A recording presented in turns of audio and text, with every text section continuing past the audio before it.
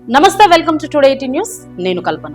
కాకినాడ జిల్లా తూని మండలానికి చెందిన 2.5 ఏళ్ల చిన్నారి జాహ్నవి అదృశ్యం కేసు ఇప్పుడు రాష్ట్ర వ్యాప్తంగా తీవ్ర ఆందోళన కలిగిస్తుంది.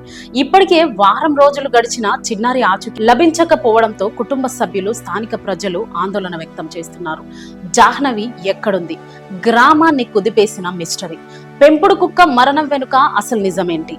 ఒక చిన్నారి ఇంకా ప్రపంచం అంటే ఏమిటో కూడా తెలియని వయసు, ఇంటి ముందు ఆడుకుంటూ కనిపించిన ఆ చిన్నారి కొన్ని నిమిషాల్లోనే మాయమైపోయింది.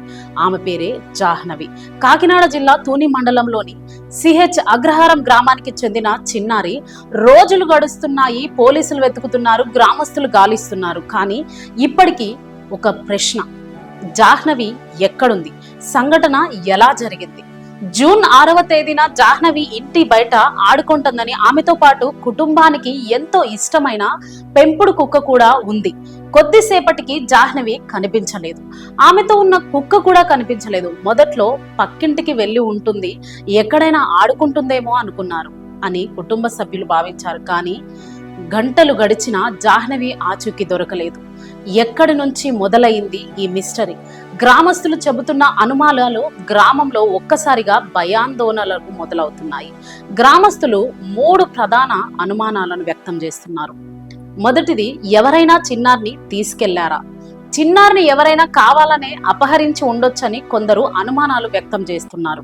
లేక ప్రమాదవశాత్తు ఎక్కడైనా పడిపోయిందా?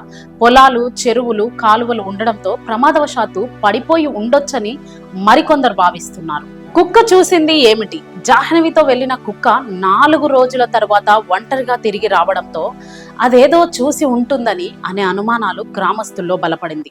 పోలీసుల దర్యాప్తులో 3 కీలక కోణాలు. పోలీసులు కూడా ఈ కేసును అత్యంత సీరియస్ గా తీసుకొని 3 కోణాల్లో విచారణ చేస్తున్నారు. మొదటిది, కిడ్నాప్. ఎవరైనా చిన్నారిని తీసుకెళ్లారా అనే అంశంపై సీసీ ఫుటేజ్ పరిశీలిస్తున్నారు. రెండో కోణం, ప్రమాదం ఏమైనా జరిగిందా? ఎందుకంటే చుట్టుపక్కల చెరువులు, కాలువలు, పొదలు మొత్తం గాలిస్తున్నారు. మూడో కోణం, కుక్క ప్రవర్తన. జాహ్నవితో వెళ్లిన కుక్క తిరిగి వచ్చిన తరువాత అసాధారణంగా ప్రవర్తించిందని కుటుంబ సభ్యులు తెలిపారు. దీంతో పోలీసులు ఆ కుక్కను కీలక ఆధారంగా భావించారు. మిస్టరీ మరింత పెంచిన కుక్క మరణం. 4 రోజుల తర్వాత ఆ కుక్క ఒంటిపై గాయాలతో ఇంటికి వచ్చింది.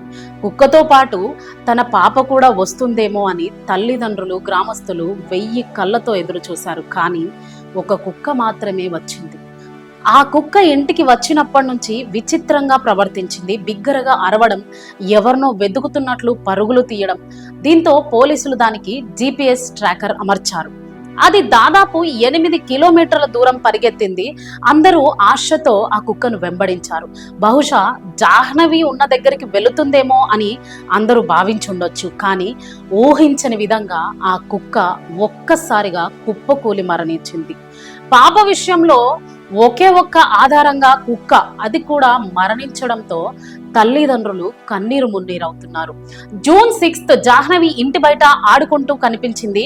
కొద్దిసేపటికి జాహ్నవి, కుక్క ఇద్దరు కనిపించలేదు. జూన్ 7 నుండి 9 వరకు కుటుంబ సభ్యులు, గ్రామస్తులు గాలింపు చర్యలు చేపట్టారు. ఆ 2 రోజుల్లో దొరకలేదని పోలీసులకు తెలుపగా పోలీసులు కూడా కేసు నమోదు చేశారు.